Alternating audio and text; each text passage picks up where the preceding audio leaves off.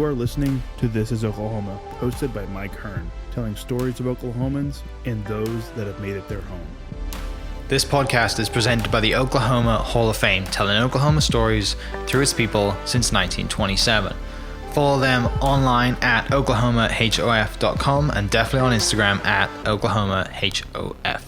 Let's get into today's episode. What's up, guys? Welcome back to another episode of This is Oklahoma Podcast. Mike Hearn here, your host, back with another episode. Excited today to bring you somebody whose work you've probably seen. You've driven by it. He's kind of been, I guess, becoming more, I don't know the right word for it. I was about to say more important, but not that he's not important. But I think the city, I think, is more aware of your work, especially after the backdrop. For the city address this year, you had the backdrop for it, which is really special. And the cover for the latest Oklahoma Hall of Fame magazine was also the same artwork that you've done. But welcome to the podcast, Mr. Carlos Barboza, amazing artist, muralist, I would say now.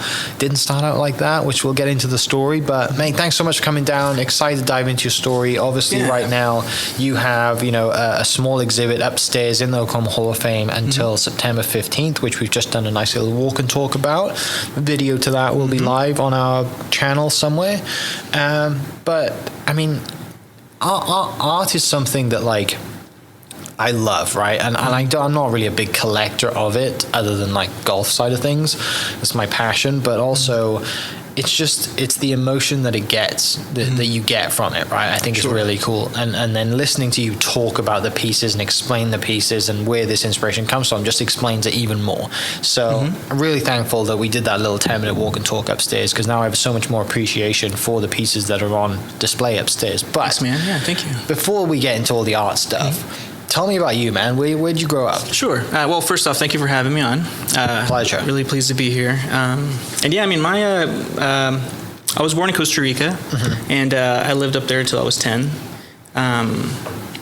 This is when we made the move here to the States, and I've been here ever since.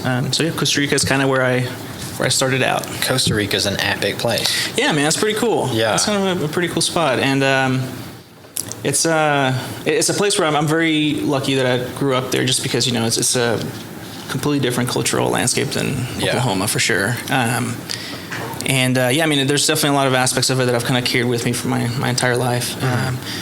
Pura vida being its moniker, I think it's something that I always try to live by. It's trying to live the best life you possibly can. Yeah. So you lived there until you were 10. Family moved to the States. Did they come to Oklahoma first, or did you just move stateside? Where was the first kind of stop when you came here? Yeah, so I mean, the reason, I guess, just go a little further back, the reason why we moved was, at least allegedly, my mom said, is because she saw potential in the arts for myself, and then also my sisters, really bright, and they we made a trip to the States when I was 3, and I think we all fell in love with the U.S. and kind of what went to Disneyland, obviously, so that's a very easy sell. Oh, yeah. This is here, so you want to live here, clearly.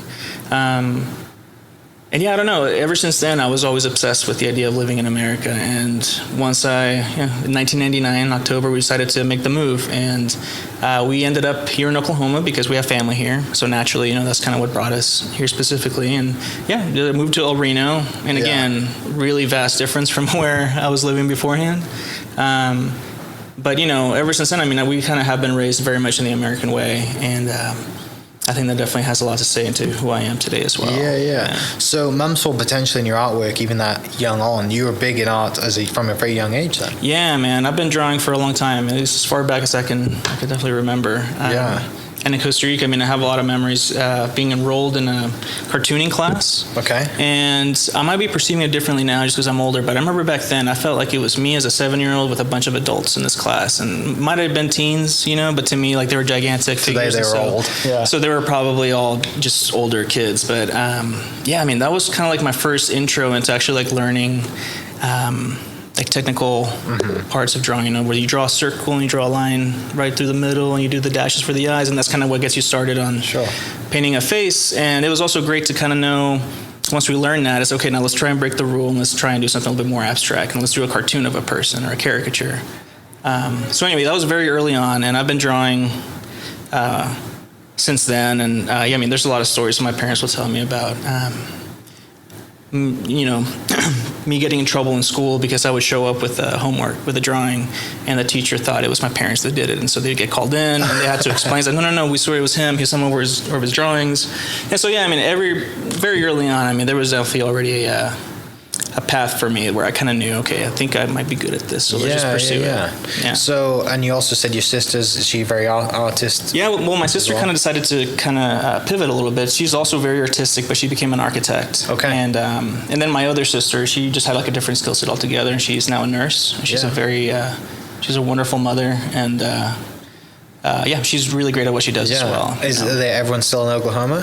No, so my oldest sister, the architect, she moved to Milan, Italy, about 7 years ago, and she works in urban engineering over there. That doesn't suck at all. And yeah, no, man, like she'll send us pictures, like, hey, yeah, I'm just hanging out in the Alps, skiing, no big deal, in the French Alps. And it's 110 in Oklahoma. yeah. So, wow, this looks wonderful. But yeah, you know, and it all kind of comes with the. There's a lot of baggage too. Whenever you are an immigrant, you know, you show up to a place that you don't really recognize, or really know very many people, and. I think there's also always a lot of loneliness involved whenever you're an immigrant in an unknown country. And so I know my sister's kind of gone through that as well, and trying to just figure out how to navigate a whole different continent, a whole different culture. Yeah. But now she knows 3 languages, which is awesome, you know? That's pretty special. Yeah. Yeah. That's really cool to have. I'm sure mom and dad are super proud. And for you, like now you can go to, you know, Europe and travel because you have a home base now. Yeah, right? Exactly, man. I actually plan on, hopefully I'll go and visit her at the end of the year. So it'll be my first time kind of visiting that part of the world. So I'm very, very excited.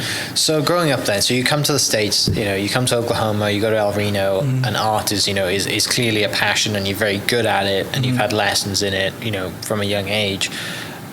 When you're in high school and stuff, and this is still a passion, are you trying to figure out how I can make money from doing this? Like, so you're in high school, what, like mid 2000s? Yeah, I graduated in 2008. Okay. So early 2000s. I graduated in 2009, so we're very close to each other then. So, like, what was your kind of, like, when you get to high school, are you selling any artwork? Are you doing work of prints? Like, how do you kind of navigate, you know, graduating high school, maybe going to university thinking, because a lot of people who draw, right, like it's just something that everyone does when they're a kid. Yeah. You know, and it's like no one really says, I want to do this as a career. You know, they do the cliche thing, they go to university, they get a degree, and then they never draw again, right? Yeah. Sadly. But the kind of the great thing about the period that we both grew up in is that the internet was coming along, and there's more creative, especially now. But like, you know, when we were in our like late teens, early 20s, it was the opportunity was there for us to be creative and make money out of it. So I'm curious to know your journey through kind of like high school into early adulthood, maybe university, of how you realized that this could be a way for me to make a career and earn a living. Yeah, so there's actually a little bit of a plot twist here, because I actually, for the longest time, especially after we moved to the States, I was very obsessed with film. Okay. And that's actually what I wanted to pursue. I kind of pivoted to, and you know, I still always drew, and I feel like to a certain extent it's a little bit of the same discipline of trying to fill a frame, you know, and thinking of composition and how to tell a story with one image and that kind of thing. So I never felt like they were two completely different disciplines, but filmmaking is kind of what I was obsessed with as a teen into my adulthood, and yeah, I don't know. It was.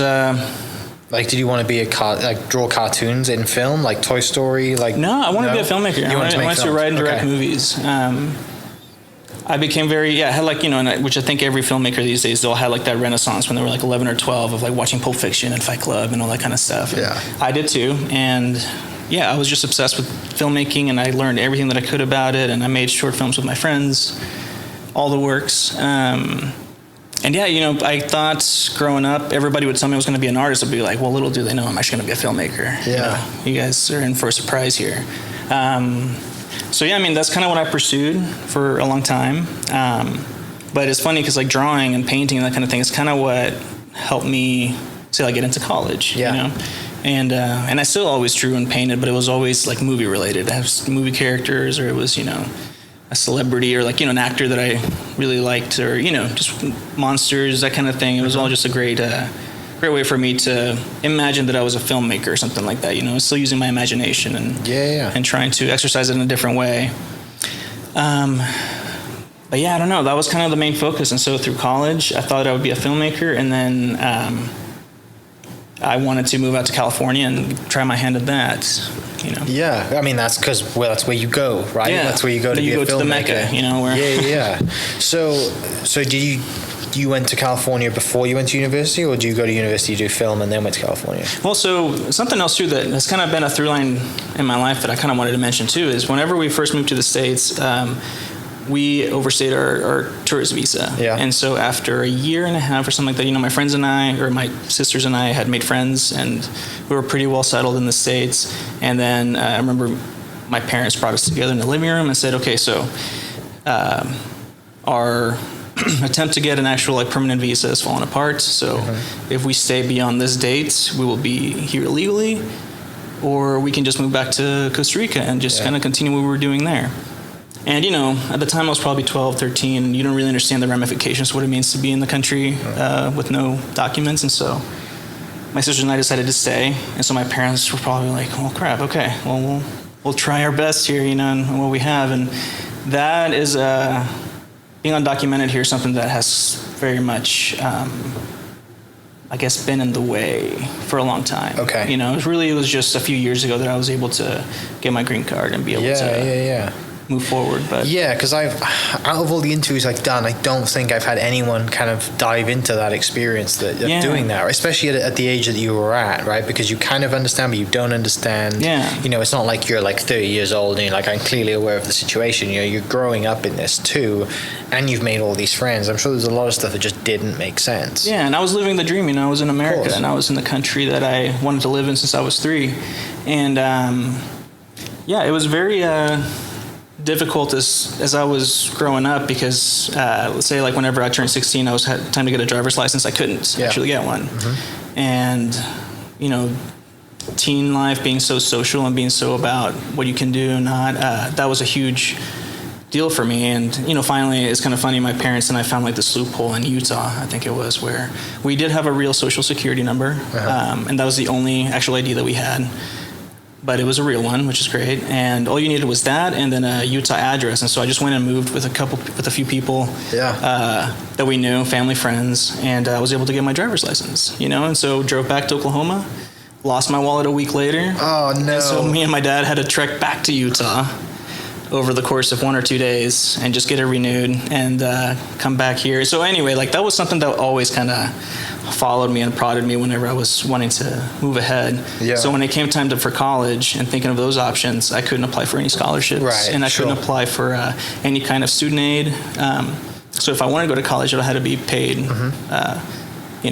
Which is saying it's not cheap. It's not easy. It's not cheap. No. Yeah. And so I did actually get to apply to UCO, and I went there for about a year and a half. But my job my dad had a job at the time that actually paid relatively well for our situation, and so he was able to pay the college fees, but then he lost that job, and so I had to drop out of college basically. And since then, I just kind of existed in the world, just working odd jobs and just trying to wait it out and hope that something would happen. And so that's how I spent most of my 20s, just kind of trying to survive and float around. And so then the art side of things became a release for you at that point? And I still drew and I still painted. It was the idea of filmmaking was kind of starting to wane a little bit, and I was just drawing and painting, and I think it was mostly because I just maybe it was just a little bit hopeless at the time, right? I kind of knew that my options were very limited. And then something great that happened was when Obama was president, he passed the Deferred Action for Childhood Arrivals, which was helping out kids that were brought to the country at a very early age, and help them at least have the ability to get a job, which to me that was huge. That meant that I could actually walk into a Best Buy and fill out an application and work there. So anyway, what I did though was once I had that card, because I fit into the criteria that was required, I just jetted for California. And I was just like, okay, I'm going to pursue my film thing now, because now I can, I have this permission to work here. So I got to California and started working, lived there for about 5 to 6 years, trying to, just writing screenplays and working on films from time to time in our department, doing set dressing, and which is just really glorified furniture moving. And it was actually a really great time, and I learned a lot. I feel like that was kind of my baptism by fire, becoming an adult, of actually learning how to maintain myself. So that's kind of how I spent that time anyway, into my 20s. Yeah. But still always painting and stuff and trying to always like working on my artwork still, you know. Yeah, that's one thing that I kind of understand it a little bit. I can kind of relate because I'm an immigrant as well, but I came here on a student visa, which is also total different to kind of your situation, right? But like people will never understand other than people who have been in your similar situation, who have come from South America up to America, and also people don't really understand how amazing it is here, and the fact that like people like yourself and like me and others want to live in this country. It's very hard for some people to understand that, right? Because they grew up here and this is all they'll ever know, right? And they see Costa Rica or they see Milan or they see the Alps or whatever and think, I'd love to live there. It'd be amazing.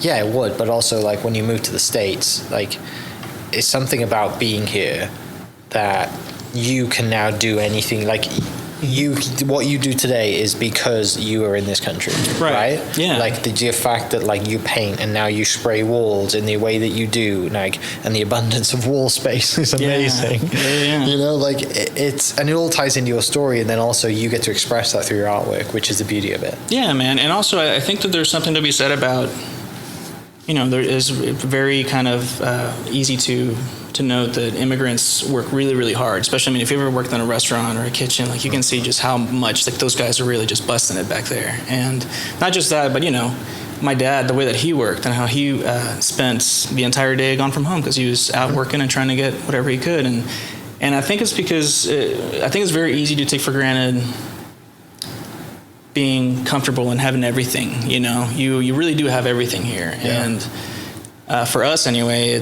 we've had to pay our way through it. It's more so I think than anybody else who just grew up here. I'm not saying that people's lives here aren't hard, but it's there's a lot of work that goes into earning your status as an American. You know, and so for me anyway, I feel like that's something that's always really molded me into who I am as well, and also. It's something very interesting as well that is just kind of like a side note, but the fact that I don't really quite feel like I even have like an identity into like any one country. So Costa Rica, I lived there until I was 10. It's a completely alien country to me. I haven't been back since, and I'd like to now that I'm capable of going. Yeah. But there's that side. I can't quite call myself a Costa Rican. I feel sometimes fraudulent to say that I'm from Costa Rica because I don't really know it. But it's also kind of fraudulent to say that I'm from here because I've never quite got the permission to be here, if you will, until recently, I suppose. Right. So that's another thing too that I've been trying to figure out. So like with my artwork, like, am I trying to say something about this, or I don't know. I don't really psychoanalyze myself too much, but I feel like there's definitely something there to be. Yeah, for sure. Dug. Yeah, it's. Yeah. I mean, it's fascinating to me, and just kind of the way your story comes together, right? And you're right with the hard work thing, and also people don't really understand how hard it is because we take for granted that like we can just go get a driver's license when you turn 16. Yeah. Like. Even for me, when I had my visa to go to college, like I had a social security number so I could work at my university, right? Like that was not hard for me to do, and like, again, like you can't survive unless you earn money, right? You can't buy art supplies, you can't travel, like, so it must have been super tough living in that time where you're like, I mean, it's such a risk as well, because if anybody finds out that wants to be a real pain in the backside and whatever, say to the authorities, hey, I know someone who's your own, illegally, like you run that risk too. So it was a constant fear in the back of your mind, like you were always told growing up, like keep a low profile. Someone could knock the door and you'd be back to Costa Rica or whatever, right? And the reason, like for the longest time, I avoided talking about this like the plague because for one, it was dangerous to talk about it, and secondly, it was embarrassing, and I was very ashamed to. And again, it was just like the teen angst that was probably making me feel this way of like, I'm not quite like anybody else, and it's something that I want to suppress. And so, whenever I told my friends that I had a license from Utah, it was just like, oh yeah, I spent the summer there. Yeah. But, that was not true. It was, I had to do that. And so anyway, something that I didn't like to speak about for a long time, but really, I think that it is very important to speak about, especially for me nowadays, because, there are still millions of people out there that are in the same situation. And I've had a lot of people who say like have very rough opinions on immigration, they know me and they can now have like a more personal take on what immigration means to them after they get to know me. And what most people need to realize is that, it's not just me, it's everybody. Right. Everybody's like, oh, well, you're one of the ones that needs to stay. Yeah. I said, well, there's other people that are doing way better things than me. Yeah, exactly. And so, it's an issue that I definitely become a little bit more outspoken about and want to try and help more in the Latino community as far as, promoting that and trying to be more transparent about what the struggle really is like for young immigrants here who really, they just want the dignity to be able to work and pursue. Yeah, because then you're kind of given like the golden ticket, right? You're like, now you have a social security number and a visa or whatever. Now you can go and earn money, whatever it is that you can do, you can apply for, and then you can follow your passion. Yeah, now you can be a normal person, right? And so, it's definitely a very important issue for me. And it's something that only got resolved in my life about 3 years ago, Which is amazing that it's only that recent, right? Yeah. So was that breakthrough then for like the last, since the last 3 years? Is that when you really started selling your art, or were you selling it before? Oh, I mean, actually, no, forget that. Let's go to the movie thing, because you were still in California before we went on that tangent. Apologize. Tell me about like the movie thing in California, and then take this up to like coming back to Oklahoma. Yeah. So I mean, there's a few reasons why I moved back to Oklahoma. One was. So I was under the DACA, the Dreamer protection, and once the Trump administration kind of came in, they threatened to end that, which they really tried. But at the time, I mean, whenever they made that announcement to me, it was just like, okay, the jig is up. I have to head back to Oklahoma, start gathering my things, because what you do whenever you get into that deferred action is, you give them your information. This is where I live, you're in the system. Yeah. And so if they were ever to end that, it'd be like they have a very convenient list of people here that shouldn't be here. Mm-hmm. And so whenever that happened, I had to quit my job in California. I told everybody why I was moving back. And it was a terrible time. I really didn't want to have to leave, but as we'll move forward, we'll find out that was actually a great thing that happened to me, was moving back to Oklahoma. Okay. So whenever I came back, I mean, I just didn't really know what I wanted to do. I knew that, I couldn't possibly pursue film here. I mean, I guess I could, but I had already kind of lost contact with everybody that worked in the film industry out here. And I knew that I was good at drawing and painting, so I started applying to every ad agency, marketing firm that I could, and always got the same reply that was, you're really talented, but we just know what we would do with you, So it's kind of just like, my iPad drawings and all that kind of stuff. And I had to understand, I had no place in what's coming up with logos or doing branding, that kind of thing. That's just not my discipline. So I totally understood that. So man, I kind of just stopped painting and drawing and just started finding, again, whatever job that I could. It kind of get me through. I was doing land surveying, which was fun, I guess. I mean, it was an amalgamation of everything that I hate, being outside and bugs and spiders and threats of snakes biting. It was really awful. But, I was getting by. And that's whenever, around March of 2018, that's when a really good friend of mine, Jessie, she runs the Neutral Salon in Yukon. It's a hair place. She asked me if I would be willing to paint a mural behind her building. And so there was a week at my land surveying job where we just weren't going to work because the ownership was going to be out of town on vacation. And so she's like, hey, let's just do it this week. So we have to really knock it out in a matter of 5 days because then I need to get back to work. Yeah. So I did that one mural. And I loved it. I was very proud of it, and everybody seemed to really like it. And then that led to another one, and then it led to another one.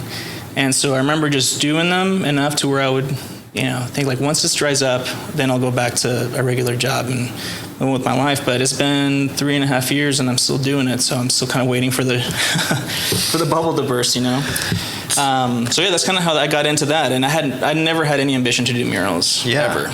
Yeah. I didn't even know that was a way to make a living. Right. And then I did the one, and so all of a sudden everything kind of started to make sense as to why I've been painting and drawing this whole time. I think I've just kind of been learning and trying to everything that I drew or painted beforehand, it felt to me it was just like an exercise of me learning how to paint hair or how to paint skin, like how to get really good at doing eyes and somebody looking at you and doing portraits and that sort of thing. And so looking back, it was all kind of leading to this almost. You know, it's kind of the way that I feel like. It's, and everything makes sense now, you know. Right. Now it does. Looking back, it does, right? At the time, you're like, yeah, I'll do this because you're going to pay me to paint the back of your building. Why not? Right? And at the time, it was like the most money that I'd made on like one thing. And so I thought, yeah, you know, maybe I can just do a few of these and maybe I can move back to California. You know? And that was kind of actually what I was thinking. But suffice to say, I still here. I stayed. Yeah.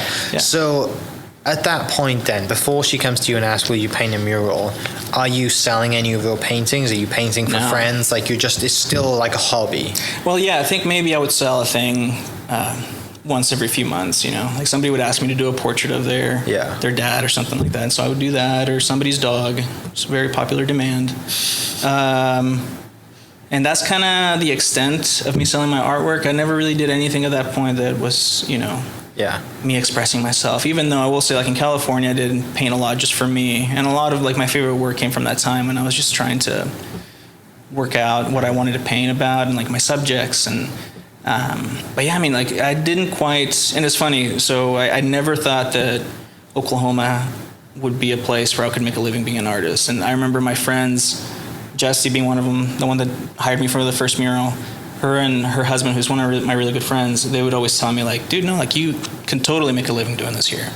And I was very stubborn and said, no. And so then finally, like she had me do her mural. And ever since then, I mean, like I can't really look them in the eye because it's like, you know, they're like, I told you so. Yeah. But yeah, no, that's, I didn't think that I could actually make a living, so I didn't even entertain that thought, you know? Right. To me, it was just a hobby. I'll just paint and draw whenever I get a minute, and that'll be it. So like I said, when she comes to you and says, will you paint on the back of my building? I'll give you this amount of money to do it or whatever, and you're like, done. Yeah, like, that sounds amazing. That's more money than I've made for a long time. Why not? Yeah. The good thing is, like, this is a giant billboard, right, of your work. Yeah. That's the beauty of murals, right? And that, like, clearly kicks off your career. And what's the next phone call you get from that moment? Well, so, you know, it's funny how it all kind of happened.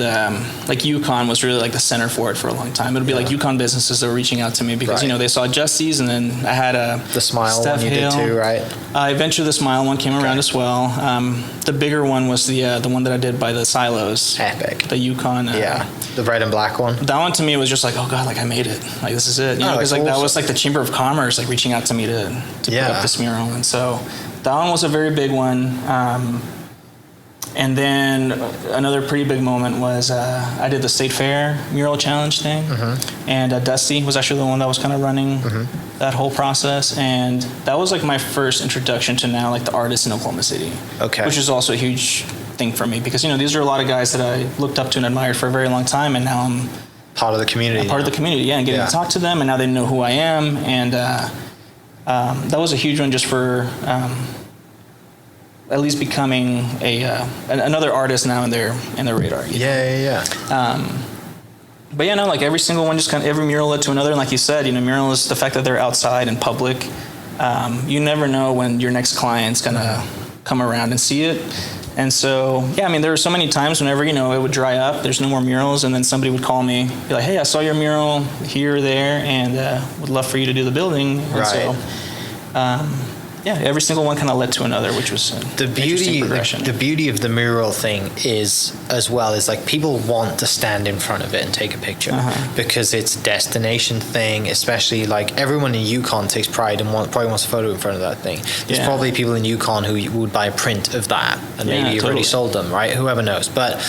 The beauty of it is like, you know, people would stand in front of it, or when Yukon's big Route 66 town, like, you know, you've got that coming through. There's so many cool things that have, you know, a tie to a giant mural. And the fact that Oklahoma City is especially, but also Oklahoma is really kind of, you know, taken the mural thing and just said, yes, we want this, right? We want public art to be a thing, and now it's being voted, you know, the best place for public art or whatever. Like all of these things that are coming out, and it's now become a thing that every business wants a mural down the side of it, or, you know, something that signifies, you know, unity or whatever it is. Like, it's such a great way to express the feeling of the community in the town or the business.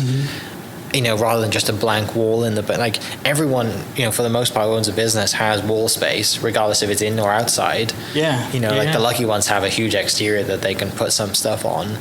you know, and it also goes back to like, you know, when you drive through old towns and they have the old faded like Coca-Cola stuff. Yeah. Like it's really cool to see that. Yeah, like and paint that's been up there just kind of peeling back for many, many years. Right. But there was one point an artist that had some scaffolding set up and painting a giant ad. Yeah, no, it's beautiful, and that's kind of why I'm so happy that I fell into this, because, you know, I think I always had trouble painting things that I could imagine in somebody's living room.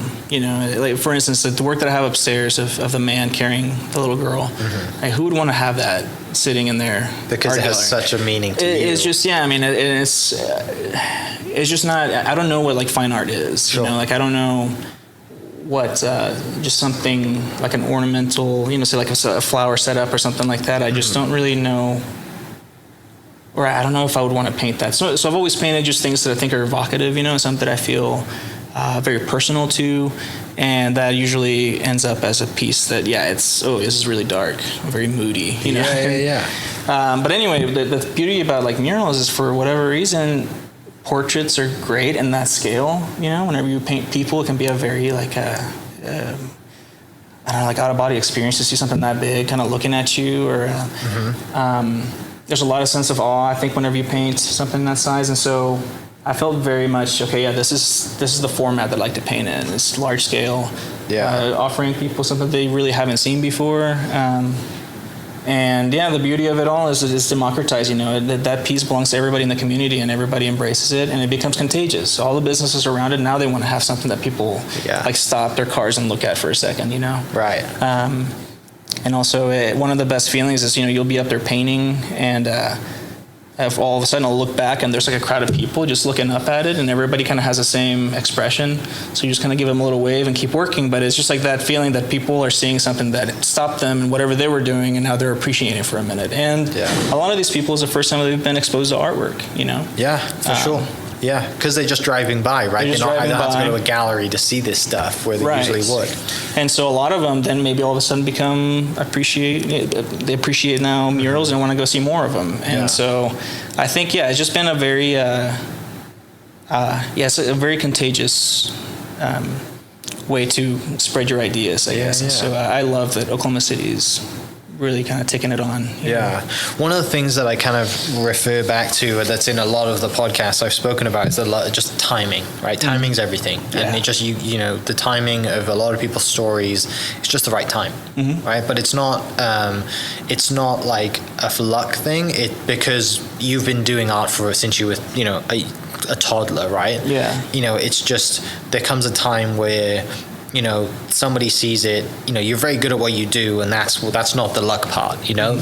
And I hate the word luck when it comes to business success as well. It's timing, but you've obviously put in a lot of reps for that. Yeah. When the timing comes right and, you know, you do something, because this was the first time you'd done spray paint stuff, right? Yeah.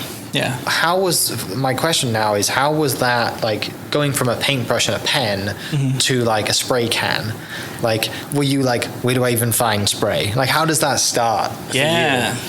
Because it's totally different, right? Oh, yeah. Yeah, I mean, it's like it's a completely different kind of brush, you know, that you're so dependent on the wind and the air, you know, just like the way that you hold it and tilt it, like it's insane. And I mean, the way that it started was just me talking to the guys here in OKC that were born with a spray can in their hand, you know, the guys that have been doing lettering or doing graph, you know, for a long time. Dusty, all those guys. I mean, I remember one time going to a drink and draw with Dusty at the plaza, and he was just drawing all the caps I needed to try out. And this one does this, and this one does that. Yeah.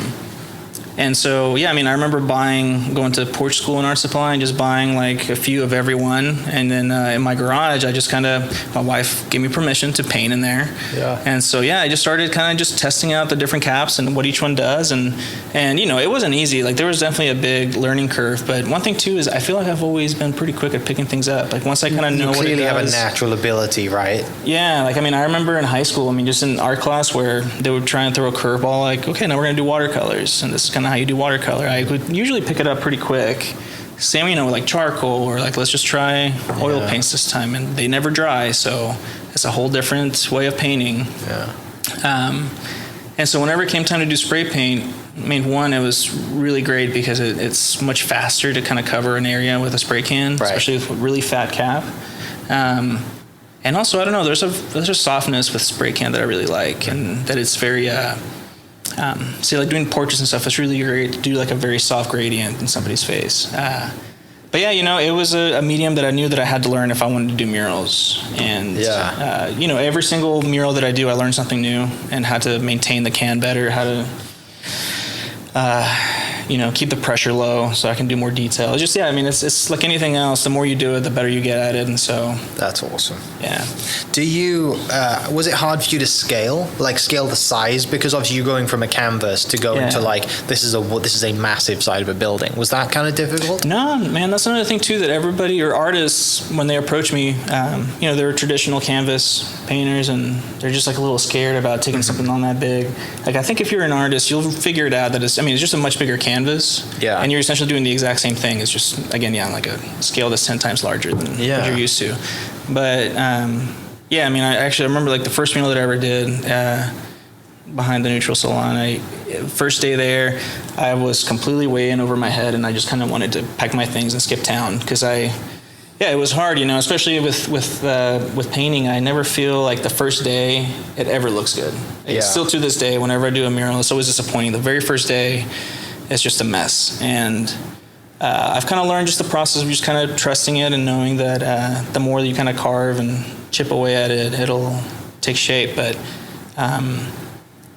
yeah, it's definitely something that takes a little bit of time to learn. And then, so like you said earlier, like this kind of just takes off and you just start getting orders and people would come, can you come and do this for us? And then you've probably got to figure out pricing and a kit, like how big is it? Like, you do you price it the same as like you would a canvas by size?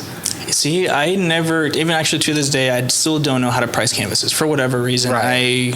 Because people mostly, in the art world, it's mostly size, right? Yeah, so for murals, it's really easy because I just ask people, like, what are the dimensions of the wall? And I figure out the square footage, and I can just give them a quote right away because I have a certain rate for square foot. Yes. So that's great because I'm, even if, like, the price is really high, I can be like, sorry, like, this is just what it is. It's because the wall is so big. Yeah, that makes sense, but with canvases, it's funny because people are like, well, so you charge as much for murals. How come you charge almost the same for canvases? And it's still, I'm surprised myself, like, to do canvases. Like I just feel like it's whenever you're dealing with a wall, it could be very easy to kind of just cover a square foot, Sure. I think in that way. When it comes to a canvas, for whatever reason, when you start to get even smaller and smaller and like you don't have a brush that's small enough to get a detail that you want, it's just, I don't know, it's tough, man. So I still don't quite know how to do my pricing for canvases, but it's something I'm working on and trying to figure out because I'd like to start doing that a little bit more. Sure. You're gonna, the good thing is that, like, although these giant billboards around the state of Oklahoma are, they're advertising your work as well as the businesses. Not everybody, you want to have a piece in people's houses, right? Like the pieces we have upstairs at the Hall of Fame. Like, you want to have a piece in people's houses, and that's where generally probably the longevity of your career and product is, not just having murals all over buildings, because there's artists, you're not the only one who does this, but also like, if someone drives down the street in Yukon and sees that piece in Yukon or multiple pieces in Yukon, like, I want a piece by that guy. I want it in my office, I want it in my man cave or my house or my portrait or whatever. Like, that's the good thing, right? But also, man, like, it makes sense to me that with the pricing going back to the canvases, because it's a smaller space and it's so much more detail. It's effectively, even though it's a smaller piece, it's more work. Right. And also, you're painting. In my case, I'll be doing an oil painting, and just one tube of oil paint's really expensive, and so the process, it can sometimes be. Especially, if you want to do something that looks very realistic or very, very complex, it can take longer than a mural. I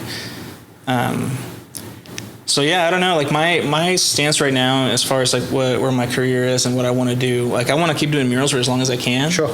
I know, like, lately I've been feeling definitely my age kind of starting to get in the way. Like, my lower back's been, which is sad. Everybody warned me about it, and here we are. Like, my lower back is starting to kind of wear out, and my wife is a physical therapist, and so she'll tell me, like, it's your posture. Like, you're a little too far back on this side, and you're engaging all your muscles up here whenever you're painting. So I know that this is only temporary, and I know that the walls are temporary themselves. If it's not a building owner painting over it, it's the weather, it's the sun that's going to wear it out, or the paint will eventually chip away and it'll look like those Coca-Cola ads, from 50 years ago. So I know that eventually I'm gonna have to do the transition into painting solely on canvas, and that's kind of where I've been at lately, of just kind of figuring out now what my strategy is going to be for that. And it's great that I started doing murals because, like you said, it's a great way to get exposure, which I hate that word, but people become more familiar with you whenever they've seen a giant piece of yours next to Stone Cloud or something like that. You know what I mean? Right. So that's been great to kind of get a little bit of a head start. But now it's a matter of like trying to figure out what my paintings are going to be and what they're going to be about. Yeah. Because then, like, you can draw a lot from your personal story, right? But also people are going to come to you and say, they're going to get like the murals that you do, right? Especially if it's for a town, you ask them, okay, what are the key things for this town? They give you 10 words, right? Or 10 things you want to incorporate, and that's very easy for you to put that together. Yeah, just a little collage or something. That seems simple to put that as well onto a canvas for a family, right? Or something like that. But if someone comes to you and just says, oh, just paint me something. Like, that's the worst. That's the worst thing. That's the worst thing. Right? Like, I can paint anything? What I do you want struggle me to with do? that, man. Yeah, I would still, too, like I got plaza walls coming up this fall. And last year I had a terrible time trying to think of like what I wanted to paint, because they're like, hey, you can paint anything you want. And there is a nice thing to say, whenever you have like a client that's like, hey, at least just incorporate something with the name of our business. So then, okay, I have a sandbox to play in. Yeah. And you can be creative in that sandbox and come up with something very interesting. And but whenever it's a matter of okay, now what do you want to say? Like, what do you want to paint about? Like, what's your subject? I mean, I'll just run around in circles just trying to catch my own tail. And every once in a while, like I'll think of something that's inspired, like the piece that I did, like I said, of the man and the little girl. But a lot of the times, it's just digging deep and finding what it is that I want to paint with nobody else looking over my shoulder or nobody else wanting to check a mock-up or something. It's really like, how do you want to express yourself here? And that's something that I'm still trying to work through. And as a matter of fact, I made the decision a couple of weeks ago that like I'm not doing any more customized commissions, at least for a while. Okay. Same with murals. I've had to tell some clients that I'm currently wanting to play more in my art style, and there are certain notes that I will not take anymore, that kind of thing. And so I feel I'm in the transition process where I'm hopefully going to get a little bit more adventurous, a little bit more brave with my work. And we'll see how that plays out. This could be the end of it all. I don't know. Hey, the good thing is you can always go back to doing murals. True, I'll just go visit more small towns and they'll paint their murals all day. Nothing wrong with that, right? Yeah. People, I mean, probably the thing that the only downside to that is some small towns don't have the budget that you'd like to be paying. That is a downside. But I think it's just something right now that I'm trying to figure out, because I do feel a lot of envy for a lot of my friends here in OKC, like Chris Canley or Dusty, Virginia Zeiss, which is at Sunny Days, like all these like amazing artists that have a very distinct style, and you can point it out as soon as you see it, like all these guys and what work they do. I feel like I could potentially have something like that, but I get also mistaken for a lot of artists, because whenever you have realism, whenever you deal in realism, if somebody else can do it better than you, you're kind of obsolete, whenever there's not enough difference there, is what really were you expressing. And so I'm trying to kind of figure out a way to make my work a little bit more personal to me and figure out just what part of me is going to be reflected. Sure. Tell me a little bit about kind of like, on your about section of the website, it says you're kind of inspired through cinematic imagery, and a lot of the stuff that you do literally looks like it jumps off the wall or off the page. Like the ones you have upstairs, I thought they were like pictures, because they were really I was like, this is insane, right? This is so good. And this obviously comes through your love of film as well.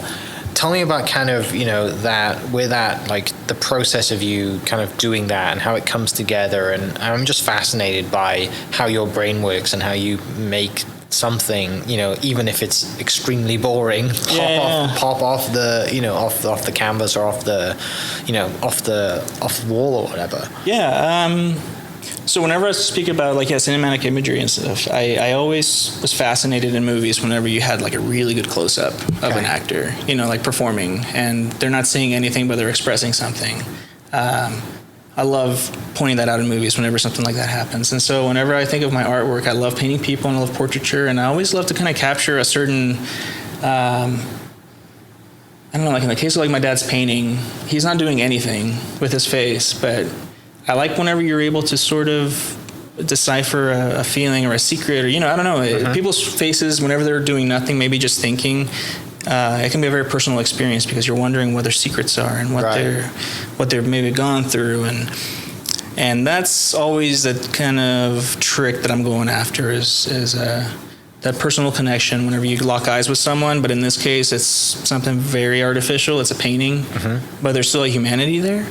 That's what I find most interesting, and that's constantly what I pursue whenever I paint, and that's why I feel like I can't get away from painting people or portraiture, because I'm just so interested in how people express themselves and their emotions. And, so yeah, I don't know if I've answered the question, but it's especially the eyes, right? The eyes, the eyes are, you know, especially the one on your dad upstairs, like just the detail in the eyes, and you know, that's something that obviously like you've perfected, and it's been something. And the other photo that I'm kind of looking at is the thing, which I'll put this in the video for people listening, is this one, right? Oh yeah. Where is that? So that is at or was at a restaurant in Edmond called Jackrabbit Slim's. Okay. But since then, I think the business has changed over into I think Yo Pablo, I think is what it is now. And so, sadly, that mural currently has a bunch of TVs like there's 32 faces. There's 32 faces, and yeah, man, that one's especially tough because I did that at the same time that I did the Stone Cloud mural, or I did them both back to back. Yeah. So I did those 32 portraits plus the 10 that are at Stone Cloud. Okay. And that's the last time that I ever did, or I swore to never do another celebrity Well, it's in portrait. black and white too, which is a lot harder than color, and right? it's I mean, it's just too much. Especially the issue with portraits or with recognizable faces is everybody can recognize them, and so if something's off, it's very easy to criticize something. And so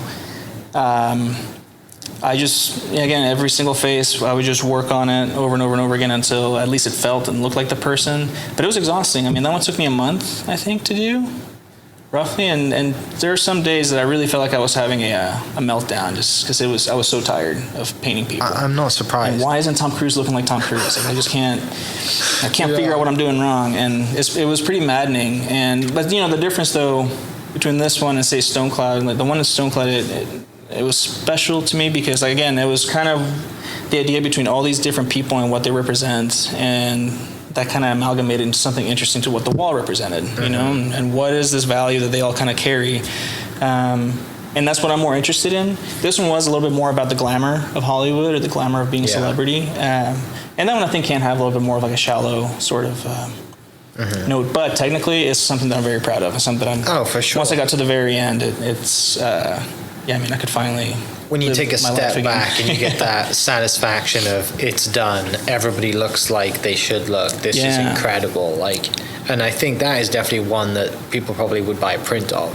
Yeah, right? Yeah, no, I'm still very proud of that one. That's why it kind of does break my heart a little bit that it's not in the state that it was, just because I worked so hard on it. Yeah. But that's the tough part of the job. That's the tough part, man. Yeah. Right. And again, you just have to know that they're all temporary, and you hope that they last a long time. But you know, in this case, I have photos of it. Yeah. And it still looks great. So the other one that I kind of I mean, just see and have kind of an attachment to, or a little bit of relation to, is the Matt Hoffman one. Because so I interviewed Matt, and that was like one of my favorite, like, nerded out, because I used to play video games as a kid. Yeah, right? yeah, me too, we're close to the same age, right? You had those, and then you had the Tony Hawk. And so he was like a legend for me growing up. But when I interviewed him, it was the first time that I was like legit shaking nervous sat across the table from him.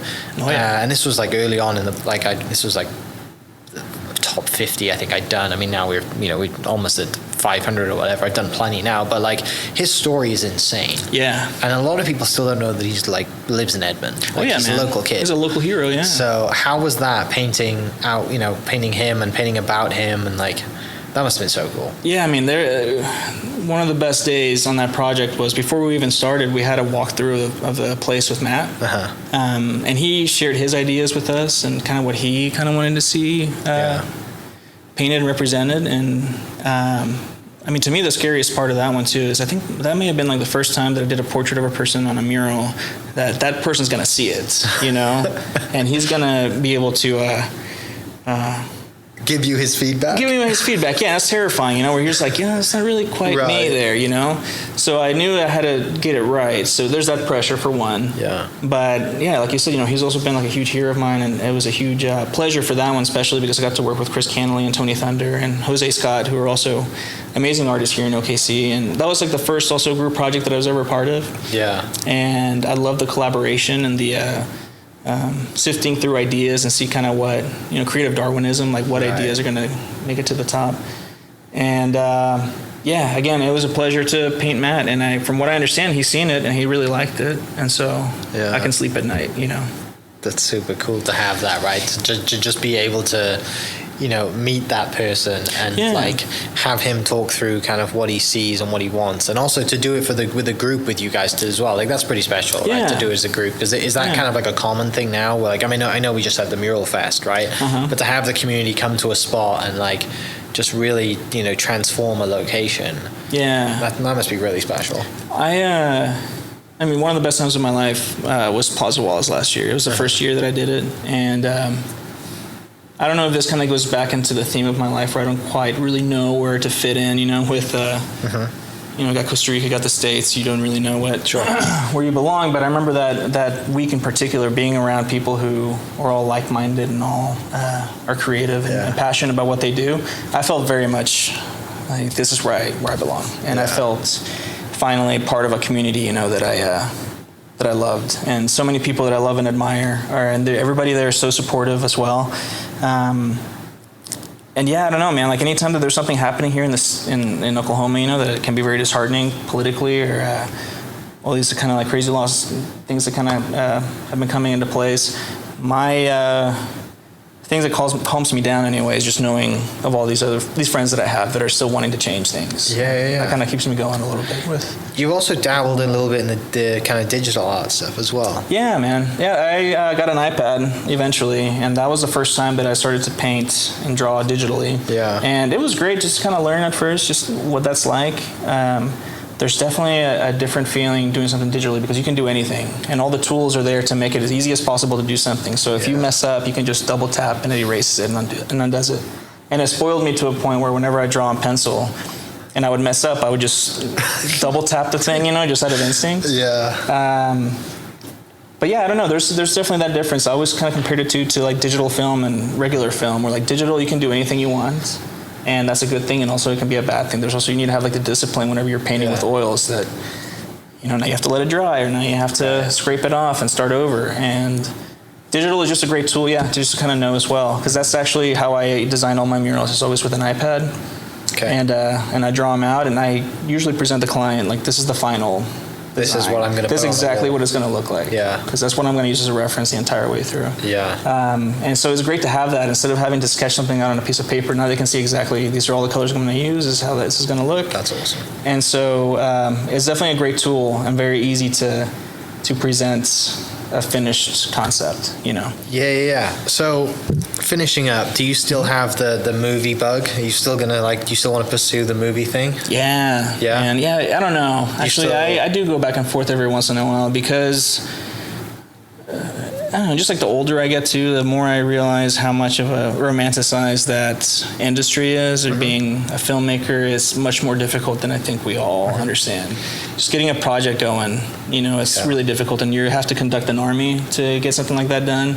And I just really kind of like working by myself, you know, and having all the decisions come down to what I want to do creatively, and not having to deal with a bunch of different egos and budget and all the other stuff. All budget, you know, you're dealing with a lot of money too when you get a film together. And so part of me still wants to do it just so I can say that I did it one day, but I don't know if it's something that I want to actually pursue. I think if I actually can find a story or write a story that I am desperate to tell, I'll give it a go. But right now I'm just really happy where I am. You know, very content. Would you go down kind of like just the YouTube route, make small documentaries through YouTube and stuff like that? I don't know, man. I want to do a feature film. You know, I want to do something that maybe do the festival circuit at some point. I went to Debt Center this year, And I was very inspired by just all the filmmakers there and the films that I saw, and just imagining how nice it would be just kind of sit there and actually show a film of my own and invite friends over, and we can all kind of watch it and be proud of it. Yeah. So yeah, that bug will come back pretty frequently, but every once in a while too, I'm like,